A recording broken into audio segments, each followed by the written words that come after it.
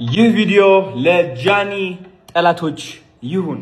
ራይት ጃኒን የምትጠሏት፣ ጃኒን የምታወዳድቋት፣ የጃኒ ዝቅተኝነት የእናንተ ከፍታ የሚመስላችሁ፣ በድሮ ህይወቷ መሳለቅ የለመዳችሁ፣ ምቾት የሚሰማችሁ የወደቃችሁ ዝቃጮች ማለት ነው። ይህ ለእናንተ ነው። ኦኬ አይ ቲንክ ዝምታ እንደ ድክመት ትቆጥሩታላችሁ አንዳንዴ ማለት ነው። አይቻቸዋለሁ በጣም ብዙ ጊዜ እሷን ማወዳደቅ ሲቀላችሁ አይቻለሁ። እና አይ ቲንክ ይህ የሆነበት ምክንያት እቺ ሴት እውነት ለመናገር ቆሞ የተናገረላት ሰው አይቻላቅም። በትልቅ ቲክቶከር ደረጃ ማለት ነው። ማንም ሰው እኔ አላቅም እውነት ለመናገር እሷን ከሷ አጠገብ ሆኖ ላይክ ለመደገፍ የሞከረ ጓደኛ አይቻላቅም፣ ቲክቶከር አይቻላቅም። ኦልራይት አላችሁ አንዳንድ ቲክቶከሮች፣ የሴት ቲክቶከሮች የሷ ጓደኛ ናችሁ አይደላችሁም? እኔ ከብዶኛል ማረጋገጥ። ይህ ሁሉ የሆነች ዝም ማለታችሁ ግን ደግሞ ከሷ ጋር እኮ ቪዲዮ ላይ እየደነሳችሁ ምናምን እየገባችሁ ነበረ። አሁን የት አላችሁ? where are you? የት አላችሁ? ዝምታን መረጣችሁ። ጃኒ ስኬታማ ለምን እንደምትሆን ልንገራችሁ፣ ተስፋ እንድትቆርጡ ካሁን ጀምራችሁ ማለት ነው። አያችሁ ጃኒ የሰራችሁ ስህተት ካለ እግዚአብሔር ስለፈለገው ነው ያ ስህተት የሰራችሁ። ጃኒ ያለፈችበት መንገድ እግዚአብሔር ስለፈለገው ነው በዛ መንገድ ያለፈችው። የእናንተ የውድቀቷ ምኞት እንደማይሳካ ላስረዳችሁ ስለፈለኩኝ ነው። ቆይ ተከታተሉኝ። ራይት ሶ የሰራችሁ ስህተት አለ፣ የመጣችበት መንገድ አለ፣ ቪዲዮዎች አሉ።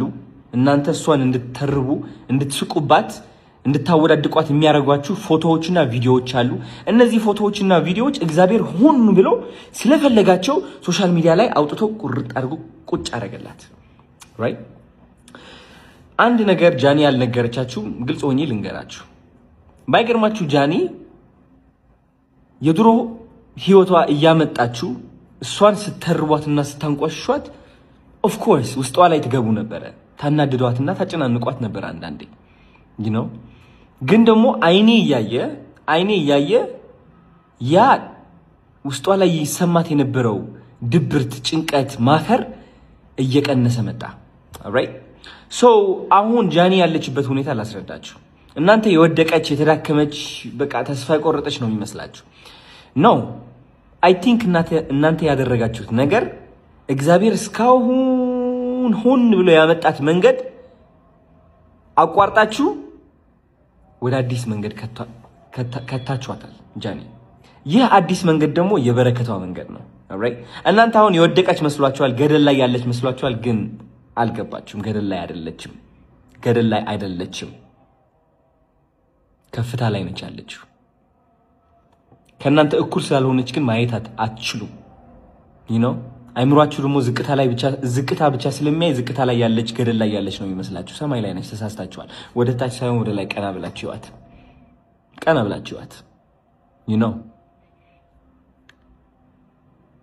አሁን ጃኒ በኃይለኛ መንገድ ተቀብታለች፣ ተባርካለች። መንገዷም እየታያት ነው። መንገዷ እየታያት ነው፣ አዲሱ መንገዷ። የጃኒ ፊውቸር ልንገራችሁ ቀጥ አድርጌ ማለት ነው እንዲገባችሁ፣ ራይት እንዲዋጥላችሁ። አሁን ጃኒ የሴቶች ምሳሌ የሆነች ነው።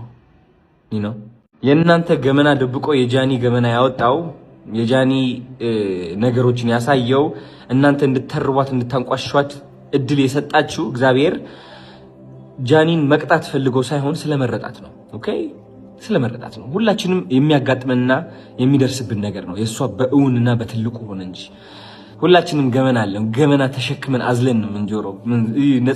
ይሄ ምንም ነገር አጥፍቼ አላውቅም ብፁዕ ነኝ የሚለው አስተሳሰባችንን ተወውና ማለት ነው። ሁላችንም ገመና አዝለን ትከሻችን ላይ እዚህ ጋር አድርገን ነው የምንዞረው። ቢወጣ የለንም፣ እኛ አቅሙም የለንም፣ ኃይሉም የለንም፣ ፈሪዎች ነን። ራይት ጃኒ ግን ሁሉም ነገር በግልጽ ያሳየቻችሁ ሰው ነች። ጥንካሬዋም ያሳያል። ጥንካሬዋ ያሳያል፣ መነሻዋ ያሳያል፣ እግዚአብሔር ወዴት እንዳለማት ያሳያል። በቅርብ ጊዜ ታያላችሁ መድረክ ላይ ወጥታ ስትናገር።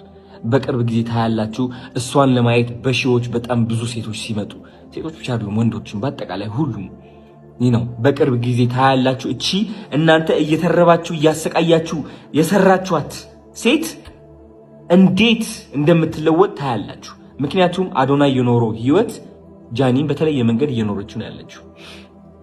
ታስታውሳላችሁ የዛኔ የወቸው ጉድ ጊዜ አንዲት የተቆረጠች ቪዲዮ ወጣ ሀገር ሙሉ ነበር የጠላኝና ሀገር ሙሉ ነበር ያንቋሸሸኝ። ያ ጊዜ እዛ ቦታ ላይ ሆኜ ሳስበው የወደቅኩኝና ህይወቴ የተበላሸ ነበር የመሰለኝ። ግን አይደለም። ህይወቴ በትልቁ ተቃና። ህይወቴ በትልቁ ተባረከ። አዶናይ መጣ። ያ እናንተን ለማስደሰት የኖረው አዶናይ ጠፍቶ አዲሱ አዶናይ ተገነባ። መንገዴ ወጣልኝ። እውነት ለመናገር አንዳንዴ ማለት ነው ምን አለበት ሁሉም ሰው ቢተርበኝ፣ ሁሉም ሰው ምን አለበት ቢጠላኝ ብላችሁ አታስቡ? ምክንያቱም ሰው አስደሳች እና አስመሳይ ስለነበራችሁ እድሜ ልካችሁ ዋት በዚህ አስመሳይ ማንነቴ እንደውም ይጥሉኝና አዲሱ ማንነቴ ይምጣ አዲሱ ማንነቴ ይምጣ ብላችሁ አታውቁም? ያ ቀን አጋጥሞኝ ነበር። እኔ አንዲት እናት ጥቁር ነጠላ ለብሳ ልጆችን ገደልክብኝ ብላ ስትናገርና ስታለቅስ ከዛ ደግሞ 80,000 ላይክ አግኝታ ኮሜንቶቹ ደግሞ የኔ ስድቦች ሲሆኑ የዛኔ አዲሱ አዶናይ ተወለደ። የዛኔ ሰው ማስደሰት አቆምኩኝ። የዛኔ ከሰው ተቀባይነት በፊት የኔ ዓላማ መስማት ጀመርኩኝ። አያችሁ ሰው ኖ እያለኝ እኔ እችላለሁ ለራሴ፣ አችልም እያለኝ እችላለሁ ላለሁ። ይቺ ጃኒን የፈጠራችሁት፣ ይቺ ጃኒን የወለዳችሁት